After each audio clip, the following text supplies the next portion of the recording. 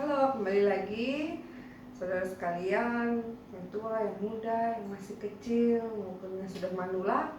Hidup sangat indah, hidup terus belajar. Dan yuk kita sama-sama kali ini mempelajari terkait dengan berpikir kritis, seperti di video-video sebelumnya. Izinkan saya, Santi Komalasari, MPC Psikolog, kali ini untuk menyampaikan terkait dengan strategi pemecahan masalah. Dalam dunia ini yang namanya manusia, siapa sih yang gak ngerasa bahwa hidupnya itu punya masalah? Gak ada kan? Atau Anda termasuk orang yang berpikir bahwa masalah gak usah dipikirin, nanti juga selesai dengan sendirinya. Apakah Anda termasuk yang seperti itu? Bahaya. Artinya Anda tidak terbiasa untuk berpikir kritis, dan artinya Anda masih belum terbiasa untuk menuntaskan permasalahan-permasalahan yang ada. Padahal setiap harinya kita selalu menemukan permasalahan, mulai dari yang kecil sampai yang besar. Oleh sebab itu kita perlu untuk menyelesaikannya, baik untuk diri kita sendiri secara psikologis dan baik untuk anak cucu kita, sebagai contoh teladan bagi mereka bahwa setiap manusia yang terlahir di muka bumi ini memiliki tanggung jawab masing-masing, termasuk dalam menyelesaikan masalah. Nah, tidak hanya itu, saya juga akan di video ini membahas tentang ciri-ciri orang yang berpikir kritis itu gimana sih. Nah, ini untuk evaluasi kita bersama. Apakah kita termasuk orang yang sudah berpikir kritis atau belum? Kalau sudah, good, pertahankan dan yuk kita tingkatkan. Tapi kalau belum, sama-sama kita belajar untuk menerapkan dalam kehidupan sehari-hari agar menjadi kebiasaan dan perilaku kita yang menetap berpikir kritis ini.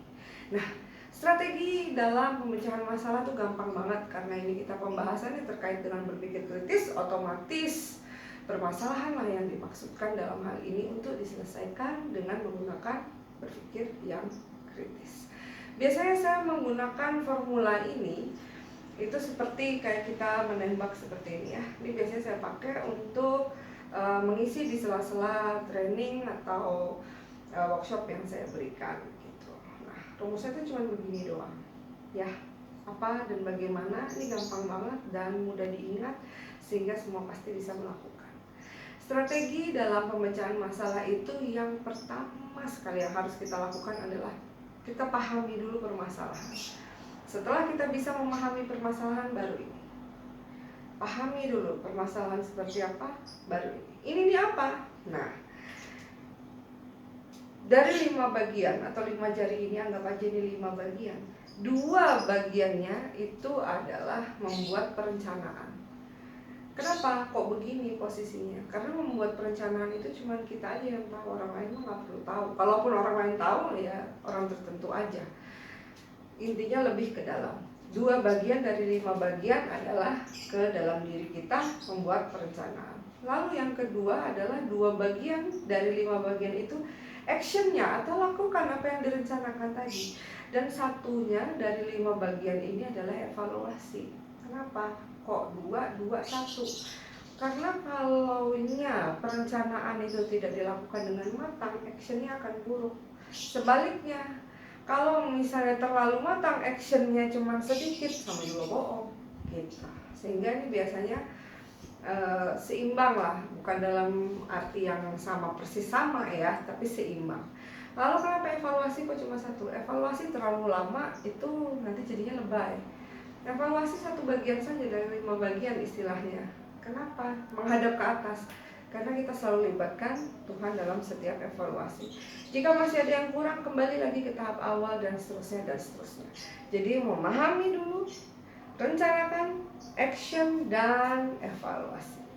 Itu tadi strategi dalam berpikir kritis, dalam memecahkan permasalahan. Kelihatannya gampang, sebenarnya tuh gampang. Kalau teorinya, pelaksanaannya yang sulit. Tapi bisa. Meskipun sulit, bisa kok. Nyatanya orang banyak yang berhasil melakukan itu ya. Nah, setelah kita membahas tentang strategi pemecahan masalah di dalam berpikir kritis, yuk kita sama-sama cari tahu, saya ini termasuk orang yang sudah berpikir kritis apa belum ya. Kamu gimana? Anda cekidot ya. Nah, Ciri-ciri yang pertama orang berpikir kritis itu dia selalu menyelesaikan permasalahan dengan tujuan tertentu. Artinya di sini permasalahan yang dia selesaikan pasti ada tujuannya. Jadi dia itu bukan menyelesaikan permasalahan karena nggak enak sama orang, karena permasalahan ini sudah terlalu lama, karena ini, karena itu dan lain sebagainya. Bukan karena itu. Jadi orang yang berpikir kritis itu adalah orang yang mampu dia menyelesaikan permasalahan tapi jelas tujuan yang mau dicapai agar permasalahan ini selesai gitu. Bagaimana? Apakah Anda termasuknya seperti itu? Lalu ciri yang kedua, dia selalu melakukan, ini kuncinya ya, dia selalu melakukan analisa terlebih dahulu. Dia selalu mengamati terlebih dahulu sebelum melakukan apa yang dia ingin lakukan, dalam rangka mencari fakta-fakta atau mencari informasi yang dibutuhkan. Jadi kata kuncinya dia biasanya menganalisa dulu, mengamati dulu, mencari informasi dan mencari fakta-fakta yang bisa diambil dalam berpikir kritis. Apakah Anda termasuk seperti itu?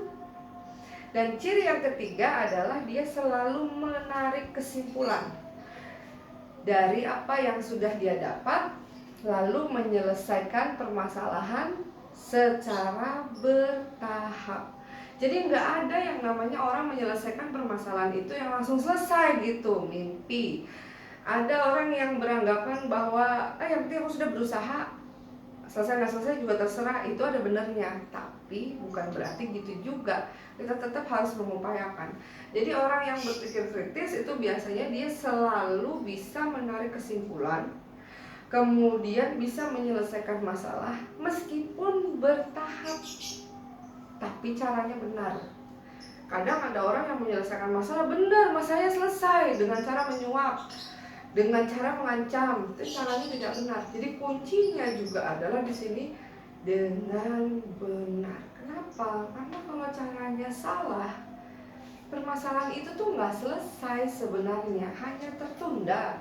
Ini terbukti nanti pada saat kita mengalami permasalahan yang sama atau serupa, itu terasanya lebih berat. Atau ketika kita menemukan hal permasalahan yang berbeda sama sekali dari yang sudah ada,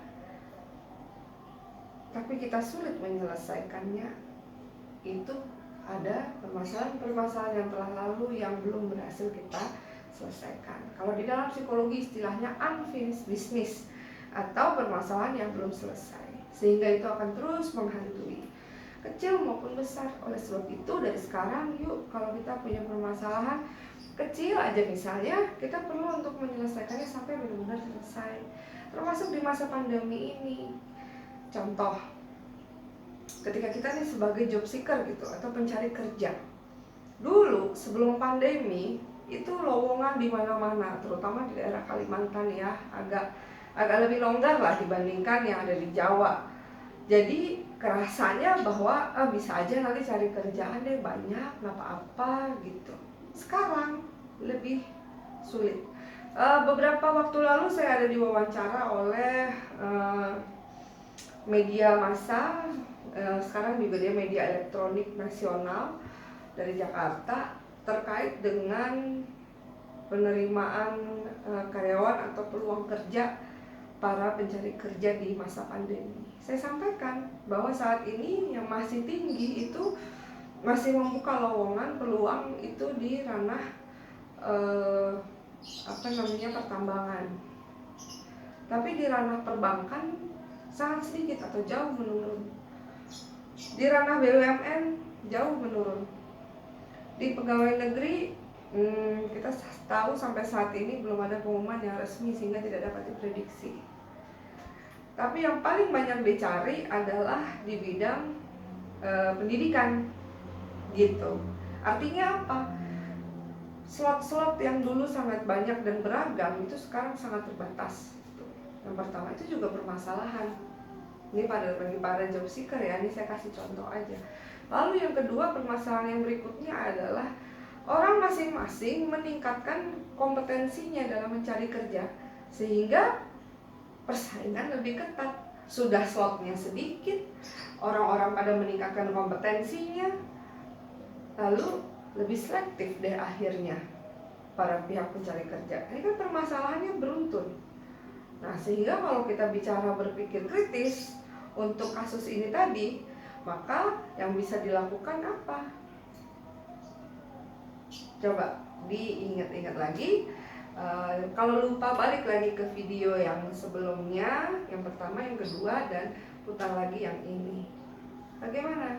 Dan coba Anda lihat permasalahan yang lain selain contoh saya tadi, boleh coba ditelaah, atau contoh yang saya kasih tadi silahkan ditelaah apa yang harus dilakukan, bagaimana strateginya, apa langkah-langkah yang harus dilakukan.